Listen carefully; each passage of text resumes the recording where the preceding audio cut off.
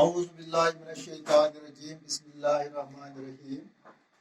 پیاری بچوں اور بچیوں، السلام علیکم ورحمۃ اللہ وبرکاتہ.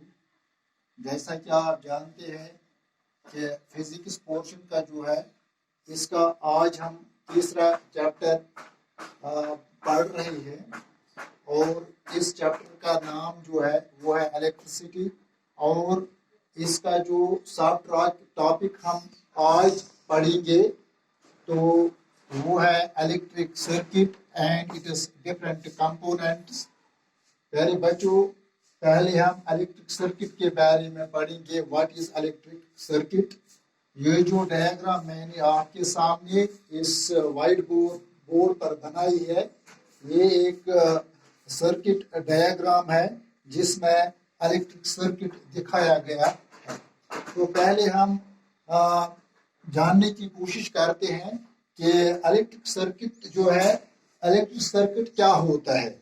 تو الیکٹرک سرکٹ سے ہم کیا مطلب نکالتے ہیں کہ یہ کیا ہوتا ہے، اور اس میں کون کون سے کمپوننٹس یا پارٹس ہوتے ہیں. Dear students, devices which work on electricity are called loads because these consume electric energy. یعنی وہ چیزیں، وہ ڈیوائسز جو بجلی پر کام کرتے ہیں، تو ان چیزوں کو ہم لوڈز کہتے ہیں، کیونکہ وہ چیزیں جو ہیں ان میں الیکٹریسٹی کنزیوم ہوتی ہے، لہذا ہم ان کو لوڈز کہتے ہیں. So in order to run these loads, they are connected with battery or generator through wires, which in addition are connected or disconnected with the help of electric switches, which are used for on and off functions. That is to follow or stop the electric current.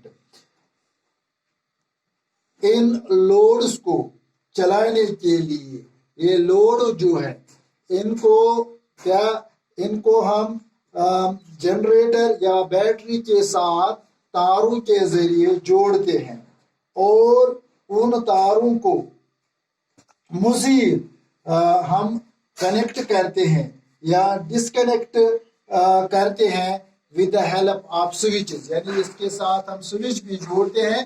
وہ switch جو ہے وہ اس circuit کو آن یا of کرنے کے لیے استعمال کی جاتی ہیں. جب ہم اس کو آن کرتے ہیں تو اس سرکٹ سے کرنٹ بہنے لگتا ہے، چلنے لگتا ہے، جس سے یہ لوڈ جو اس میں جڑے ہوتے ہیں آپس میں مختلف، وہ کام کرنا شروع کر دیتے ہیں.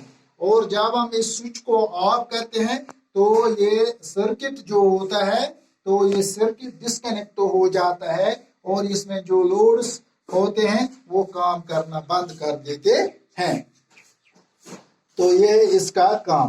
Thus a source of electric power, a battery or an AC source, loads and switches are other elements connected together by wires from an electric circuit. اس طرح یہ source of electric power means وہ چیز جس سے یہ electric power نکلتا ہے. وہ کیا ہوتا ہے؟ وہ الیکٹرک سیل ہو سکتی ہے، بیٹری ہو سکتی ہے، یا جنریٹر ہو سکتا ہے. اور اس کے بعد لوڈز جو یعنی وہ مختلف چیزیں جو ہم استعمال کرتے ہیں، اور سوئچز اور دوسرے ایلیمنٹس جو ہم تاروں کے ذریعے آپس میں جوڑتے ہیں، وہ الیکٹرک سرکٹ کہلاتے ہیں. A drawing showing the way the electric devices are connected in a circuit is called circuit diagram or schematic diagram. یعنی ایک ڈرائنگ جس میں وہ طریقہ دکھایا جاتا ہے اس ڈرائنگ میں کہ یہ مختلف الیکٹرک ڈیوائسز جو ہوتے ہیں کہ ان کو ہم کس طرح سے جوڑتے ہیں، یعنی یہ کس طرح جوڑے جاتے ہیں. تو اس ڈرائنگ کو ہم سرکٹ ڈائیگرام کہتے ہیں یا سکیمیٹک ڈائیگرام کہتے ہیں. تو اس سکیمیٹک ڈائیگرام میں ہم مختلف قسم کے سمبلز मुख्तलिफ चीजों को दिखाने के लिए इस्तेमाल करते हैं. The different components of electric circuit are.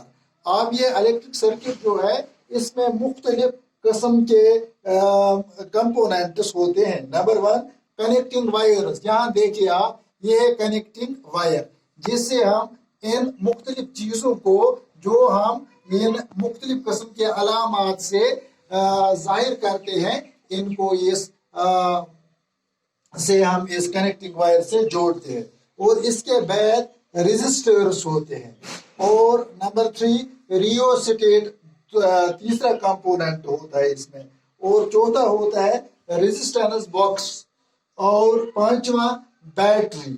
और छठा गैल्वेनोमीटर.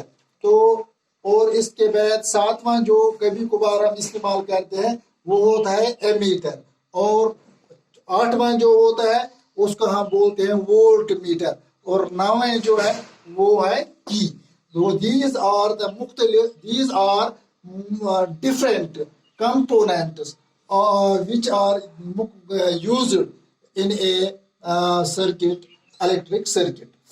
तो इलेक्ट्रिक सर्किट जो है इसमें जो हम ये मुख्तलिफ किस्म के ये चीज़ें और कंपोनेंट्स इस्तेमाल करते हैं, इनका अलग अलग फंक्शन होता है, काम होता है. तो इनके काम के बारे में हम आगे सबक में जानकारी हासिल करेंगे. तो कल का जो हमारा टॉपिक होगा वो होगा ओम्स लॉ. ओम्स लॉ के बारे में हम कल पढ़ेंगे. डियर स्टूडेंट्स, मैं आपसे ये फिर ताकीद करता हूँ कि जो 3 चैप्टर्स मैंने आज तक जो पिछले 2 चैप्टर्स हमने जो ऑलरेडी मुकम्मल किए हैं, उनके नोट्स भी PDF फाइल में मैंने आपके इस ग्रुप में डाल दिए हैं. तो आप इनकी कॉपी इनको कॉपी पर लिखना और इनको बार बार पढ़ना, ताकि ये आपका जो ये सबक है ये आपको ऐसा करने से पूरी तरह से ज़हनशीन हो जाए. इसके बाद केमिस्ट्री का पोर्शन जो है, जैसा कि आप जानते हैं, वो हमने सब चैप्टर्स मैंने आपको पढ़ाए हैं उसके, यानी वो हमने मुकम्मल किया है. और उन सब चैप्टरों के जो मटेरियल जो है, नोट जो है, वो मैंने आपको PDF फाइल बना के आपके ग्रुप में डाल दिए हैं.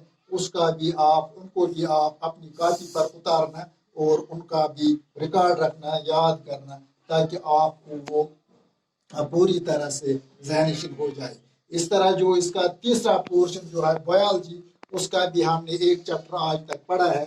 तो जब हम इस फिजिक्स पोर्शन को ख़त्म करेंगे, उसके बाद हम उसका वो जो बाकी जो उसका वो कुछ 2-4 चैप्टर्स हैं, उनको भी हम इंशाअल्लाह मैं आपको वो पढ़ाने की कोशिश करूँगा. तो इस तरह हमने लगभग 70% आपका सिलेबस जो है वो मुकम्मल किया है. तो लेकिन ये अब आप तक है, क्योंकि आप हमारे पास आज फिजिकली मौजूद नहीं होते हैं, या अपने अपने घरों में आप इनकी कॉपी मेंटेन करना, नोटबुक्स को मेंटेन करना, फिर इनको याद करना, तो वो आपका काम है. क्योंकि टाइम वेट्स फॉर नन. वक्त को ज़ाया नहीं करना चाहिए, क्योंकि वक्त किसी का इंतज़ार नहीं करता है. और मैं यही उम्मीद करूँगा कि जो मैंने आपको कुछ बातें बताई हैं आपके सिलेबस के मुताबिक, तो आप मेरी बातों पर अमल करने की कोशिश करेंगे. बाकी वसल्लम.